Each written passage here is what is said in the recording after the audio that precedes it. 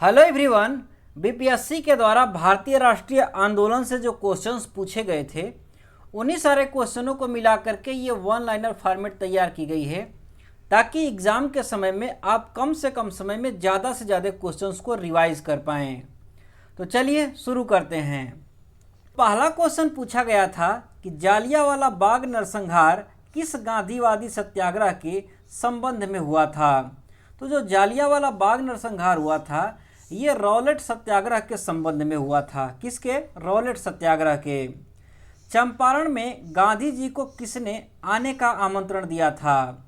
तो गांधी जी को बिहार के चंपारण में आने का आमंत्रण जो है वो राजकुमार शुक्ल जी के द्वारा दिया गया था। महात्मा गांधी ने अपनी सत्याग्रह की तकनीकी का प्रथम प्रयोग कहाँ पर किया था?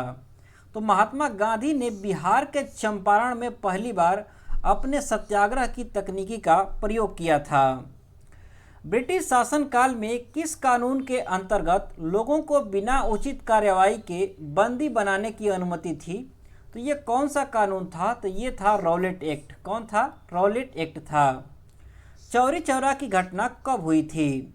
तो यूपी के चौरी चौरा में घटना जो है वो 4 फरवरी 1922 ईस्वी को हुई थी, जहां पर कि थाने में आग लगा करके पुलिसकर्मियों को मार दिया गया था।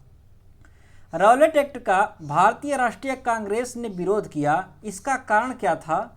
इसका कारण था कि व्यक्तिगत स्वतंत्रता को सीमित कर रहा था ये रॉलेट एक्ट, इसीलिए इसका विरोध किया गया था। गांधी जी ने असहयोग आंदोलन किस कारण से वापस लिया था? तो गांधी जी के असहयोग आंदोलन को वापस लेने का कारण था कि चौरी चौरा में जो कांड हुआ था इसी की वजह से गांधी जी ने असहयोग आंदोलन वापस ले लिया था। फरवरी 2022 ईस्वी में पुलिस चौकी में आग लगाने की घटना से संबंधित चौरी चौरा जगह किस राज्य में है? तो जो चौरी चौरा जगह है ये उत्तर प्रदेश राज्य में है। कहाँ पर? उत्तर प्रदेश में है। वह घटना जिसने गांधी जी को भारत के स्वतंत्रता संग्राम के क्षेत्र में ला करके खड़ा कर दिया, वो घटना कौन सी थी? तो वो घटना थी जालियांवाला बाग हत्याकांड। कौन सा? जालियांवाला बाग हत्याकांड था। ब्रिटिश का भर्ती सर्जेंट की उपाधि किसे प्रथम विश्व युद्ध के दौरान सरकार को अपना सहयोग देने के कारण प्राप्त हुआ था?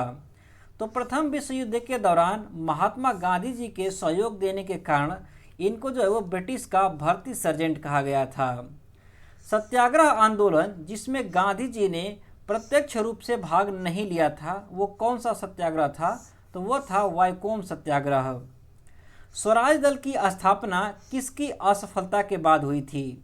तो स्वराज दल की स्थापना जो है वो असहयोग आंदोलन की असफलता के बाद की गई थी। बिहार के किस स्थान में गांधी जी ने अपना प्रथम सत्याग्रह किया था? तो गांधी जी ने पहला सत्याग्रह जो है वो बिहार के चंपारण में किया था। चंपारण आंदोलन से कौन संबंधित नहीं था? तो जो ऑप्शन दिया गया था उसमें से जयप्रकाश नारायण जी जो हैं वो चंपारण सत्याग्रह से संबंधित नहीं थे। स्वराज आम जनता के लिए होना चाहिए, केवल खास वर्गों के लिए नहीं के प्रसिद्ध सूत्र की घोषणा किसने की थी? तो इस सूत्र की घोषणा जो है वो CR दास ने किया था कि स्वराज जो है वो आम जनता के लिए होना चाहिए, न कि केवल खास वर्गों के लिए। सन 1917-18 ईस्वी में अहमदाबाद में गांधी जी द्वारा चलाए गए सत्याग्रह में किस वर्ग ने हिस्सा लिया था? तो गांधी जी ने जो अहमदाबाद में सत्याग्रह चलाया था वो मजदूरों के लिए चलाया था, इसीलिए इसमें मजदूरों ने भाग लिया था। वर्ष 1918 ईस्वी की अहमदाबाद मिल मजदूर हड़ताल का नेतृत्व किसके द्वारा किया गया? तो इसका नेतृत्व जो है वो महात्मा गांधी जी के द्वारा किया गया था। महात्मा गांधी की दक्षिण अफ्रीका वापसी पर इनमें से किस घटना के कारण उनको प्रसिद्धि मिली थी? तो दक्षिण अफ्रीका से आने के बाद महात्मा गांधी जी ने चंपारण में सत्याग्रह किया था, इसी कारण जो है इनको प्रसिद्धि मिली थी। 1923 ईस्वी में स्वराज पार्टी का गठन एक समूह के रूप में इनमें से किस संगठन में से हुआ था? तो स्वराज पार्टी का जो गठन है वो कांग्रेस के अंदर ही किया गया था। कहाँ पर? कांग्रेस के ही अंदर 1923 ईस्वी में इसका गठन किया गया था। गांधी जी ने भारतीय राजनीति में किस आंदोलन से प्रवेश किया था? तो गांधी जी भारतीय आंदोलन में चंपारण आंदोलन के माध्यम से प्रवेश किया था। अप्रैल 1930 ईस्वी में वेदारण्य सत्याग्रह का आयोजन किसके द्वारा किया गया था? तो वेदारण्य सत्याग्रह जो है इसका आयोजन सी राजगोपालाचारी जी के द्वारा किया गया था। सविनय अवज्ञा आंदोलन प्रारंभ करने का निर्णय कांग्रेस के किस अधिवेशन में लिया गया था? तो सविनय अवज्ञा आंदोलन प्रारंभ करने का निर्णय जो है वो लाहौर अधिवेशन 1929 ईस्वी वाले में लिया गया था। प्रसिद्ध गांधी इरविन समझौता कब हुआ था? तो गांधी और इरविन समझौता जो है वो 1931 ईस्वी में हुआ था। और किसके किसके बीच हुआ? तो गांधी जी और इरविन के बीच में हुआ था। तीनों गोलमेज सम्मेलन में किसने भाग लिया था? तो जो 3 गोलमेज सम्मेलन हुए उसमें तीनों में भीमराव अंबेडकर जी ने भाग लिया था। गांधी जी ने सिर्फ और सिर्फ दूसरे वाले गोलमेज सम्मेलन में भाग लिया था, इसको भी आप ध्यान रखिएगा। पूना समझौता हस्ताक्षरित कब हुआ था? तो पूना समझौता कब हुआ? तो ये हुआ था 24 सितंबर 1932 ईस्वी को। और किसके किसके बीच हुआ? तो ये गांधी जी और भीमराव अंबेडकर के बीच में हुआ था। पूना समझौता का उद्देश्य क्या था? तो पूना समझौता का उद्देश्य था दलित वर्ग को प्रतिनिधित्व देना, इसका उद्देश्य था।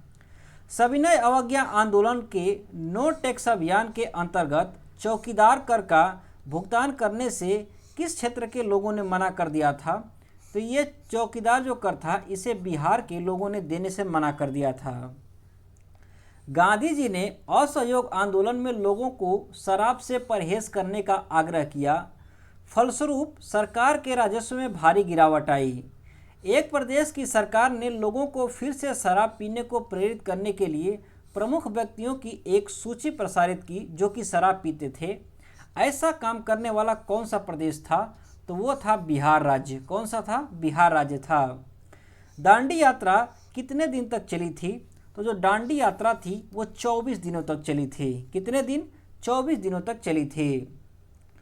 वह अधिनियम जिसके बारे में जवाहरलाल नेहरू ने कहा था कि हमें एक ऐसी कार दी गई थी जिसमें बस ब्रेक थे किंतु इंजन नहीं था, ऐसा किसके बारे में जवाहरलाल नेहरू ने कहा? तो जवाहरलाल नेहरू ने 1935 ईस्वी का जो शासन अधिनियम था इसी के बारे में ऐसा कहा था इन्होंने। भारतीय राष्ट्रीय कांग्रेस द्वारा किस दिन को पूर्ण स्वराज दिवस घोषित किया गया था? तो पूर्ण स्वराज दिवस जो है वो 26 जनवरी 1930 ईस्वी को घोषित किया गया था। 1934 ईस्वी में कांग्रेस सोशलिस्ट पार्टी की स्थापना किसके द्वारा की गई थी? तो कांग्रेस सोशलिस्ट जो पार्टी है इसकी स्थापना जयप्रकाश नारायण और आचार्य नरेंद्र देव के द्वारा की गई थी, इसको भी आप ध्यान रखिएगा। कांग्रेस सोशलिस्ट पार्टी की पहली बैठक पटना में कब संपन्न हुई थी? तो कांग्रेस सोशलिस्ट जो पार्टी है इसकी पहली बैठक 1934 ईस्वी में पटना में संपन्न हुई थी। गांधी ने सविनय अवज्ञा आंदोलन का आह्वान कब किया था?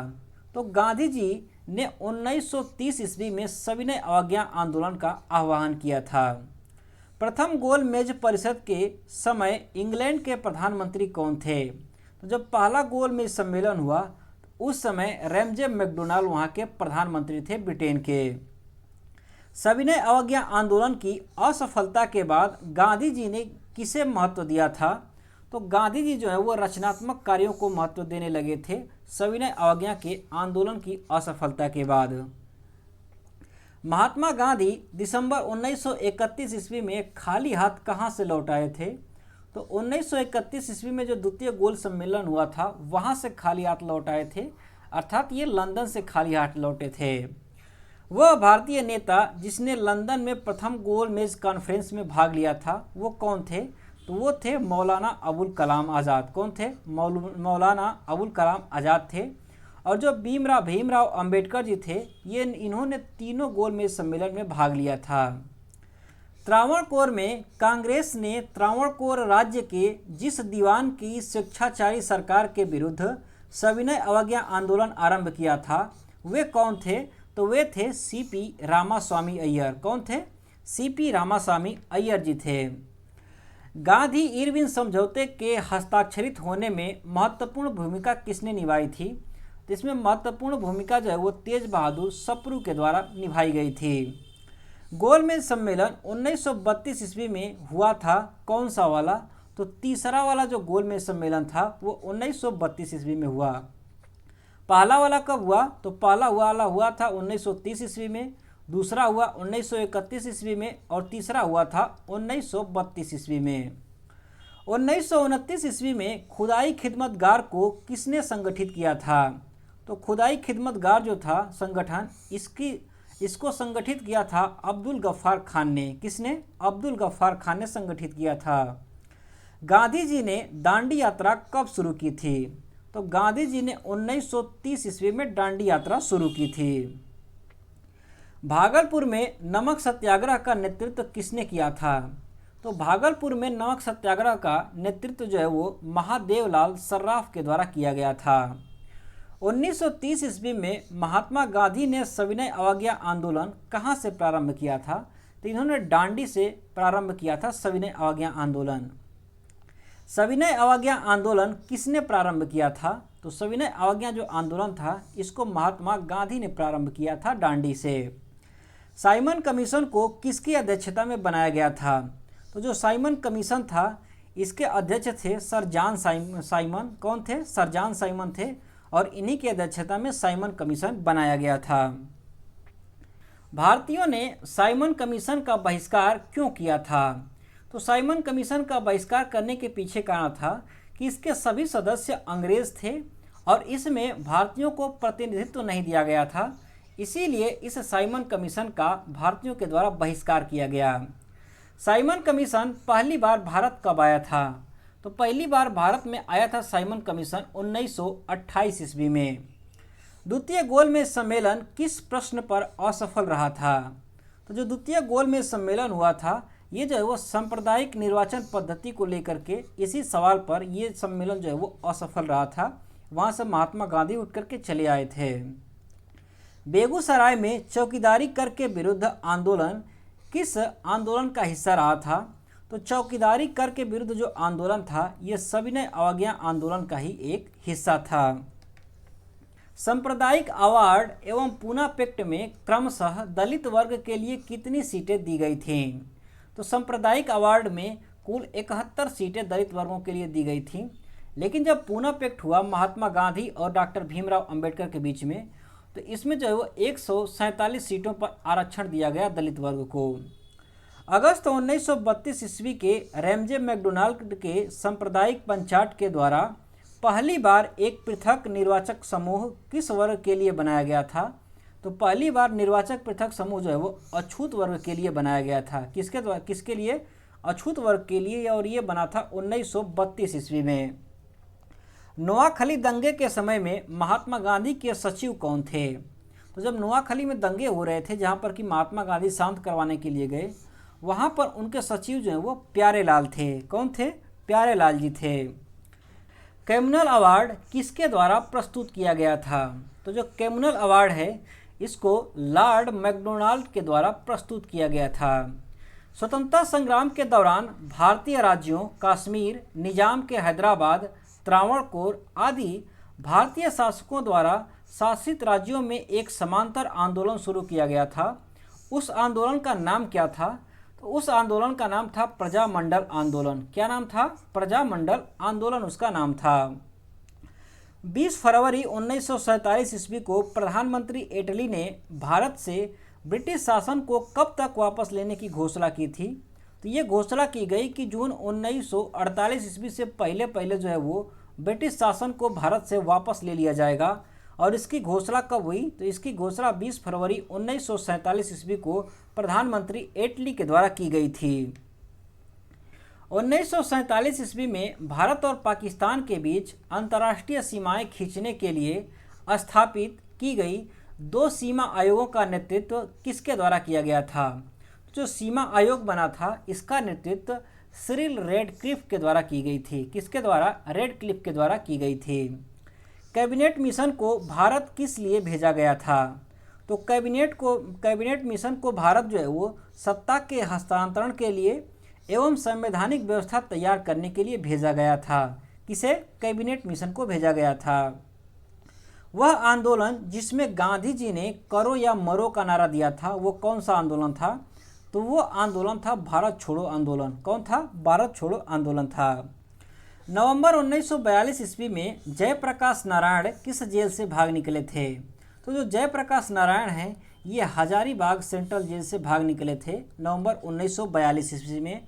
और ये दिन कौन सा था? तो ये दिन था दीपावली का दिन। कौन सा? दीपावली का दिन था।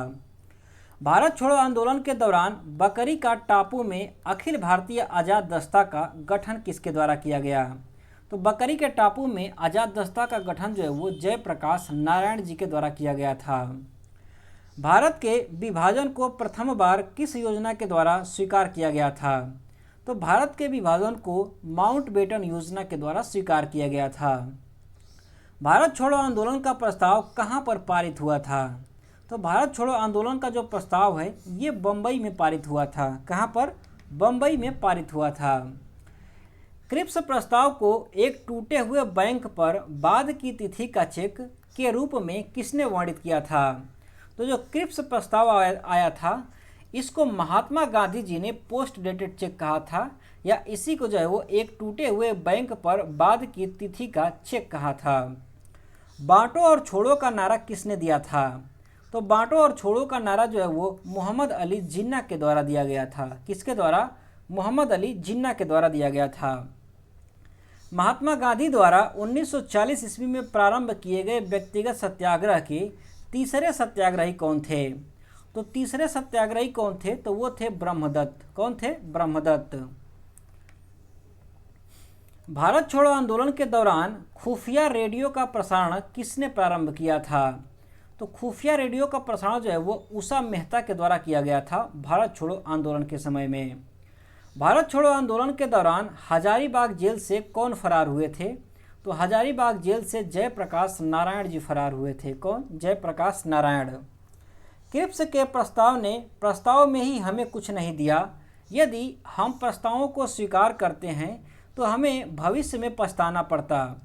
युद्ध में भारत ने अपनी स्वतंत्रता प्राप्त करने का अच्छा अवसर प्राप्त किया था, लेकिन एक वचन पर आधारित होने के कारण हमें इसे खोना नहीं चाहिए। ऐसा किसने कहा था? तो ऐसा जो है वो मौलाना अबुल कलाम आज़ाद के द्वारा कहा गया था कांग्रेस के लिए। वह कौन सी घटना थी जिसने ब्रिटिश प्रधानमंत्री क्लीमेंट एटली को सदमा पहुंचाया, जिसने की घोषणा की कि ब्रिटिश साम्राज्य की इमारत को एक बहुत ही बड़ा झटका लगा था? वो घटना कौन सी थी? तो वो घटना थी शाही भारतीय जल सेना का विद्रोह। कौन सा? भारतीय जल सेना का जो विद्रोह था इसी से क्लीमेंट एटली को झटका लगा था। फ्रंटियर गांधी ने कहा था कि उन्हें और उनके आंदोलन को उन्होंने भेड़ियों के सामने फेंक दिया था। वे किसके नेतृत्व का जिक्र कर रहे थे? तो ये जो है वो कांग्रेस के नेतृत्व का जिक्र कर रहे थे। किसके?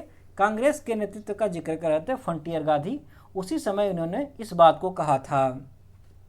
भारत छोड़ो आंदोलन के दौरान पटना के 7 शहीद कहे जाने वाले व्यक्तियों में से बीएन कॉलेज के विद्यार्थी कौन थे? तो बीएन कॉलेज के विद्यार्थी थे जगपति कुमार। कौन थे? जगपति कुमार जो है वो बीएन कॉलेज के विद्यार्थी थे। अंतरिम सरकार में वित्त मंत्री कौन थे? तो जब अंतरिम सरकार बनी तो उसमें वित्त मंत्री जो है वो लियाकत खान को बनाया गया था। किसे? लियाकत खान को बनाया गया था। 1946 ईस्वी में बनी अंतरिम सरकार में राजेंद्र प्रसाद के पास कौन सा विभाग था? तो राजेंद्र प्रसाद जी के पास में खाद्य एवं कृषि मंत्रालय था। कौन सा? खाद्य एवं कृषि मंत्रालय था। स्वतंत्र भारत के प्रथम प्रधानमंत्री जवाहरलाल नेहरू का साहस और दूरदर्शिता के लिए उत्कृष्ट नेता के रूप में अभिवादन किसके द्वारा किया गया था? तो जवाहरलाल नेहरू जी का अभिवादन जो है वो लॉर्ड माउंटबेटन के द्वारा किया गया था। किसके द्वारा? माउंटबेटन के द्वारा किया गया था। वह आंदोलन जिसमें गांधी जी ने करो या मरो का नारा दिया था वो कौन सा आंदोलन था? तो वो आंदोलन था भारत छोड़ो आंदोलन। कौन सा था? भारत छोड़ो आंदोलन था, जिसमें महात्मा गांधी ने करो या मरो का नारा दिया था। 1941 ईस्वी में व्यक्तिगत सविनय अवज्ञा की नीति के द्वारा युद्ध के प्रयासों को शांतिपूर्वक विरोध करने का निर्णय किसके द्वारा लिया गया था? तो युद्ध के प्रयासों को शांतिपूर्वक निपटाने के लिए महात्मा गांधी के द्वारा ये निर्णय लिया गया था कि हम लोग व्यक्तिगत सविनय अवज्ञा आंदोलन शुरू करेंगे। 8 अगस्त 1942 की तिथि भारतीय इतिहास में महत्वपूर्ण तिथि क्यों है? क्यों है महत्वपूर्ण तिथि? क्योंकि 8 अगस्त 1942 ईस्वी को ही भारत छोड़ो आंदोलन का जो प्रस्ताव है वो पारित हुआ था। इसीलिए 8 अगस्त 1942 ईस्वी भारतीय इतिहास में एक बहुत ही महत्वपूर्ण तिथि है। पाकिस्तान का अलग राज्य आंदोलन का नेतृत्व किसने किया था? तो पाकिस्तान को अलग राज्य बनाने का जो आंदोलन चला उसका नेतृत्व मोहम्मद अली जिन्ना ने किया था। करो या मरो का नारा किससे संबंधित है? तो करो या मरो का नारा जो है वो महात्मा गांधी से संबंधित है। किससे? महात्मा गांधी से, क्योंकि महात्मा गांधी जी ने ही भारत छोड़ो आंदोलन के समय करो या मरो का नारा दिया था। जयप्रकाश नारायण को राष्ट्रीय स्तर के नेता की पहचान किस संदर्भ में मिली? तो जयप्रकाश नारायण जी को कांग्रेस समाजवादी दल की स्थापना के संबंध में इनको राष्ट्रीय पहचान मिली थी। अखिल भारतीय कांग्रेस कमेटी ने भारत छोड़ो का प्रस्ताव कब पारित किया था? तो भारत छोड़ो का प्रस्ताव जो है वो 1942 ईस्वी में पारित किया गया था। महात्मा गांधी तथा उनके सहयोगियों की 1942 ईस्वी में हुई धरपकड़ से बिहार में दंगे हुए। इसमें रेल सेवा पूर्ण रूप से ठप हो गई, जिसमें अधिकतम प्रभावित जिला कौन सा था? तो उस समय प्रभावित जिला जो था वो था बिहार का पटना जिला। जुलाई 1942 ईस्वी में वर्धा में महात्मा गांधी जी ने कांग्रेस की कार्यकारी समिति में अपने भारत छोड़ो आंदोलन की चर्चा की। तब उस समय समिति के अध्यक्ष कौन थे? तो जब वर्धा में कांग्रेस की कार्यकारी समिति हुई थी तो उस समय अध्यक्ष थे मौलाना अबुल कलाम आज़ाद। कौन थे? मौलाना अबुल कलाम आज़ाद जी थे। स्वाधीनता आंदोलन के दौरान महात्मा गांधी के करीबी अंग्रेज मित्रों में कौन थे? तो जब महात्मा गांधी स्वाधीनता आंदोलन चला रहे थे तो उन समय रेवरेंड चार्ली एंड्रूज जो थे वो महात्मा गांधी के करीबी मित्र थे। इलाहाबाद में संपन्न कांग्रेस कार्यकारिणी समिति की बैठक जो कि अप्रैल मई 1947 ईस्वी में हुई थी में भारत के नाजीवाद, फांसीवाद तथा साम्राज्यवाद विरोधी निश्चित रुख के कारण जापान के विरुद्ध गोरिल्ला युद्ध की अपनी योजना के पक्ष में बहुमत जुटाने में सक्षम कौन हुए थे? तो इसके विरुद्ध में बहुमत जुटाने में जवाहरलाल नेहरू जी सक्षम हुए थे। महात्मा गांधी का मानना था कि द्वितीय विश्व युद्ध में भागीदारी से आशय किस सिद्धांत का उल्लंघन होगा? तो महात्मा गांधी का मानना था कि द्वितीय विश्व युद्ध में शामिल होने का मतलब अहिंसा का जो सिद्धांत है इसका उल्लंघन होगा। अंग्रेजों द्वारा भारतीयों को 1947 ईस्वी में सत्ता हस्तांतरित किए जाने समय कांग्रेस अध्यक्ष कौन थे? तो जब सत्ता हस्तांतरित किया गया था भारतीयों को तो उस समय कांग्रेस के अध्यक्ष जे.बी. कृपलानी जी थे। कौन थे? जे.बी. कृपलानी जी थे। लोकनायक के नाम से किसे जाना जाता है? तो लोकनायक के नाम से जयप्रकाश नारायण जी को जाना जाता है। किसे? जयप्रकाश नारायण जी को लोकनायक के नाम से जाना जाता है। भारत छोड़ो आंदोलन के समय इंग्लैंड का प्रधानमंत्री कौन था? तो उस समय इंग्लैंड में प्रधानमंत्री थे चर्चिल। कौन थे? चर्चिल उस समय प्रधानमंत्री थे जब भारत में भारत छोड़ो आंदोलन शुरू हुआ था। भारत छोड़ो आंदोलन कब प्रारंभ हुआ? तो भारत छोड़ो आंदोलन जो है वो 9 अगस्त 1942 ईस्वी को मुंबई से प्रारंभ हुआ था। 1942 के आंदोलन में डॉक्टर राजेंद्र प्रसाद को किस जेल में कैद कर लिया गया था? तो डॉक्टर राजेंद्र प्रसाद जी को बिहार के बांकीपुर जेल में इनको कैद कर लिया गया था 1942 ईस्वी के भारत छोड़ो आंदोलन के समय में। कैबिनेट मिशन भारत में कब आया था? तो कैबिनेट मिशन आया था 24 मार्च 1946 ईस्वी को। कब? 24 मार्च 1946 ईस्वी को आया था। राजेंद्र प्रसाद ने पाकिस्तान का जन्मदाता किसे माना है? तो राजेंद्र प्रसाद जी ने पाकिस्तान का जन्मदाता लॉर्ड मिंटो को माना है। किसे? लॉर्ड मिंटो को माना है इन्होंने। ब्रिटिश प्रधानमंत्री जिनके कार्यकाल के दौरान भारत ने स्वतंत्रता प्राप्त की थी वो कौन प्रधानमंत्री थे? तो वो प्रधानमंत्री थे क्लीमेंट एटली। कौन थे? क्लीमेंट एटली वहाँ के प्रधानमंत्री थे। भारत छोड़ो आंदोलन की नायिका किसे कहा जाता है? तो भारत छोड़ो आंदोलन की नायिका जो है वो अरुणा असफ अली जी को कहा जाता है। 1946 ईस्वी में भारतीय नौसेना के नाविकों ने कहाँ पर विद्रोह किया था? तो भारतीय नौसेना के नाविकों ने बम्बई में विद्रोह किया था 1946 ईस्वी में। 1940 के अगस्त प्रस्ताव में क्या प्रस्ताव रखा गया था? तो जो 1940 ईस्वी में अगस्त प्रस्ताव आया था इसमें डोमिनियन स्टेट का प्रस्ताव रखा गया था, जिसको कि भारत के लोगों के द्वारा ठुकरा दिया गया। 1946 ईस्वी में अंतरिम सरकार का नेतृत्व किसके द्वारा किया गया था? तो 1946 ईस्वी में जो अंतरिम सरकार बनी, इसका नेतृत्व जवाहरलाल नेहरू जी के द्वारा किया गया था।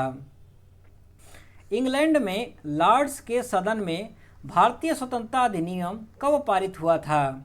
तो भारतीय स्वतंत्रता अधिनियम जो है वो इंग्लैंड के सदन में 16 जुलाई 1947 ईस्वी को पारित हुआ था। भारत छोड़ो आंदोलन का प्रस्ताव पारित होने के बाद गांधी जी को कहां पर कैद कर लिया गया? तो गांधी जी को आगा खान पैलेस में कैद कर दिया गया था भारत छोड़ो आंदोलन के प्रस्ताव के बाद में। व्यक्तिगत सत्याग्रह आंदोलन की प्रथम सत्याग्रही कौन थी? तो प्रथम सत्याग्रही जो है वो विनोबा भावे थे। कौन थे? विनोबा भावे थे। भारत छोड़ो आंदोलन से उत्पन्न दंगे किस क्षेत्र में सबसे अधिक व्यापक रहे थे? तो भारत छोड़ो आंदोलन के समय में बिहार और संयुक्त प्रांत, जो कि इस समय का उत्तर प्रदेश है, यहाँ पर दंगे जो है वो सबसे प्रभावी रूप से देखने को मिले थे। स्टैफोर्ड क्रिप्स किस पार्टी का सदस्य था? तो जो स्टैफोर्ड क्रिप्स था वो लेबर पार्टी का सदस्य था। किसका? लेबर पार्टी का सदस्य था। भारत के विभाजन के समय भारतीय राष्ट्रीय कांग्रेस के अध्यक्ष कौन थे? जब भारत का विभाजन हुआ तो उस समय कांग्रेस के अध्यक्ष थे जेबी कृपलानी। कौन थे? जेबी कृपलानी जी थे। भारत की आज़ादी के समय ब्रिटेन में कौन सी राजनीतिक पार्टी सत्ता में थी? तो भारत जब आज़ाद हुआ तो उस समय ब्रिटेन में लेबर पार्टी सत्ता में थी। कौन सी पार्टी? लेबर पार्टी थी। वह कांग्रेस अध्यक्ष जिसने क्रिप्स मिशन व लॉर्ड वेवेल दोनों से वार्ता की थी, वो कौन थे? तो वो थे मौलाना अबुल कलाम आज़ाद। कौन थे? मौलाना अबुल कलाम आज़ाद जी थे। सुभाष चंद्र बोस ने निकोबार द्वीप को नया नाम क्या दिया था? तो इन्होंने नया नाम जो है इसे स्वराज द्वीप दिया था। क्या दिया था? स्वराज द्वीप दिया था। फॉरवर्ड ब्लॉक किसके द्वारा स्थापित किया गया था? तो फॉरवर्ड ब्लॉक की स्थापना जो है वो सुभाष चंद्र बोस जी के द्वारा की गई थी। 1945-46 ईस्वी में दिल्ली में हुए INA के मुकदमों के पक्ष में पेश हुए वकील कौन से थे? तो इसके पक्ष में जो पेश हुए वकील थे वो थे भूला भाई देसाई। कौन थे? भूला भाई देसाई जी थे।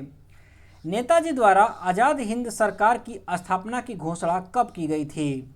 तो नेताजी सुभाष चंद्र बोस ने आज़ाद हिंद सरकार की स्थापना जो है वो 21 अक्टूबर 1943 ईस्वी को कर दी थी। सुभाष चंद्र बोस के नाम के पहले सम्मान सूचक नेताजी किस देश ने जोड़ा था? तो नेताजी की उपाधि जो है वो सुभाष चंद्र बोस जी को जर्मनी के द्वारा दी गई थी। भारतीय राष्ट्रीय सेना INA की स्थापना कब हुई थी?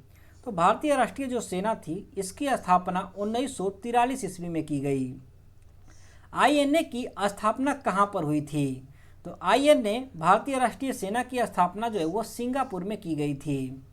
आज़ाद हिंद फौज की स्थापना किसने की थी? तो आज़ाद हिंद फौज की स्थापना जो है वो मोहन सिंह ने किया था। किसने किया था? मोहन सिंह जी ने किया था। दिल्ली चलो का नारा किससे संबंधित है? तो दिल्ली चलो का जो नारा है वो इंडियन नेशनल आर्मी से संबंधित है। अखिल भारतीय फॉरवर्ड ब्लॉक की स्थापना के लिए सुभाष चंद्र बोस से कौन जुड़े और INA आंदोलन से भी जुड़े रहे? वो कौन व्यक्ति थे? तो वो थे शीलभद्र याजी। कौन थे? शीलभद्र याजी थे। 1943 ईस्वी में सुभाष चंद्र बोस को सिंगापुर में INA बनाने में सहायता किसने की थी? तो इनकी सहायता जो है वो जनरल मोहन सिंह के द्वारा की गई थी। सती प्रथा को बंद करने में लॉर्ड विलियम बेंटिंक का सहयोग किसने किया था? तो सती प्रथा को बंद करने में राजा राम मोहन राय जी ने लॉर्ड विलियम बेंटिंक की सहायता की थी। भारत के किस गवर्नर जनरल के कार्यकाल में कलकत्ता, बम्बई और मद्रास विश्वविद्यालय की स्थापना की गई थी? तो कलकत्ता, बम्बई और मद्रास विश्वविद्यालय की स्थापना जो है वो लॉर्ड कैनिंग के समय में की गई थी। वे सामाजिक सुधार जिनको विलियम बेंटिंक ने प्रारंभ किया था वो कौन कौन से थे? तो इसके सामाजिक सुधारों में सती प्रथा का उन्मूलन था। इसके अलावा धर्म परिवर्तन के कारण अयोग्यता के प्रावधान को हटाना था। इसके अलावा ठगों से संबंधित गिरोह का दमन करना। ये 3 प्रमुख जो हैं वो विलियम बेंटिंक के समाज सुधारक कार्य थे। सिंध विजित कर उसका अधिकरण किसने किया था? तो सिंध को जीत करके इसको जो है वो नेपियर ने अधिग्रहित किया था। दिल्ली दरबार के समय भारत का वायसराय कौन था? तो जब दिल्ली दरबार हुआ था उस समय लॉर्ड लिटन जो है वो भारत का वायसराय था। वह वायसराय कौन था जिसको अंडमान द्वीप समूह में छुरा मारकर मौत के घाट उतार दिया गया था? तो वो कौन वायसराय था? तो वो था लॉर्ड मेयो। कौन सा था? लॉर्ड मेयो था। देशी राज्यों के संबंध में सर्वोच्चता की शक्ति को सुस्पष्ट रूप से किसने परिभाषित किया था? तो इसको परिभाषित किया गया था लॉर्ड कर्जन के द्वारा। भारत का प्रथम गवर्नर जनरल कौन था? तो भारत का पहला गवर्नर जनरल विलियम बेंटिंक बना था। कौन बना था? विलियम बेंटिंक बना था। बंगाल में द्विशासन प्रणाली किसके द्वारा लागू की गई थी? तो बंगाल में रॉबर्ट क्लाइव के द्वारा द्वैध शासन लागू किया गया था। ठगों का उन्मूलन किसके नेतृत्व में हुआ था? तो ठगों का उन्मूलन जो है वो कर्नल सलीम के नेतृत्व में किया गया था। अफगानिस्तान के प्रति आक्रामक नीति किस वायसराय ने अपनाई थी? तो अफगान के लिए आक्रामक नीति जो है वो लॉर्ड लिटन के द्वारा अपनाया गया था। ब्रिटिश भारत के किस अधिनियम द्वारा मुसलमानों को पृथक निर्वाचन का अधिकार दिया गया? तो मुसलमानों के लिए पृथक निर्वाचन का अधिकार जो है वो मार्ले मिंटो सुधार 1909 ईस्वी के द्वारा दिया गया था। भारत में हाई कमीशन पद की स्थापना किस अधिनियम से हुई थी? तो भारत शासन अधिनियम जो 1919 था इसी के द्वारा भारत में हाई कमीशन की स्थापना की गई थी। भारत का अंतिम वायसराय कौन था? तो भारत में अंतिम वायसराय बनकर के आया था लॉर्ड माउंटबेटन। कौन था? लॉर्ड माउंटबेटन था अंतिम वायसराय। सती प्रथा को गैर कानूनी किसने घोषित किया था? तो सती प्रथा को विलियम बेंटिंक के द्वारा गैर कानूनी घोषित किया गया था। इंपीरियल कैडेट कॉर्प्स की स्थापना किसने की थी? तो इंपीरियल कैडेट कॉर्प्स की जो स्थापना है ये लॉर्ड कर्जन के द्वारा की गई थी। किसके द्वारा? लॉर्ड कर्जन के द्वारा इंपीरियल कैडेट कॉर्प्स की स्थापना की गई थी। पंजाब भूमि हस्तांतरण अधिनियम कब पारित हुआ था? तो पंजाब भूमि हस्तांतरण जो अधिनियम है ये 1900 ईस्वी में पारित किया गया था। द्वैध शासक का जनक किसे माना जाता है? तो द्वैध शासक का जनक सर लियोनिल कार्टिस को माना जाता है। किसे? सर लियोनिल कार्टिस को माना जाता है। मुझे विश्वास है कि कांग्रेस अपने विनाश की तरफ जा रही है और मेरी यह बड़ी इच्छा है कि भारत में रहते हुए इसके शांति प्रिय निधन के लिए इसका सहयोगी बनूं। यह किसने कहा था? तो यह वाक्य जो है वो लॉर्ड कर्जन के द्वारा कहा गया था। 1919 ईस्वी में जब मॉन्टेग्यू चेम्सफोर्ड अधिनियम पास हुआ था तब इंग्लैंड का प्रधानमंत्री कौन था? तो 1919 ईस्वी में इंग्लैंड का प्रधानमंत्री था लॉर्ड जॉर्ज। कौन था? लॉर्ड जॉर्ज था। वह वायसराय जिसके कार्यकाल में भारतीयों को राय बहादुर और खान बहादुर की उपाधियां प्रदान करनी प्रारंभ हुई, वो वायसराय कौन था? तो वो वायसराय था लॉर्ड लिटन। कौन था? लॉर्ड लिटन था। तो फ्रेंड्स इस वीडियो में बस इतना ही। बाकी के जो क्वेश्चंस बचे हुए हैं वो आपको नेक्स्ट वीडियो में मिल जाएंगी। Thanks for watching. Have a nice day. Thank you.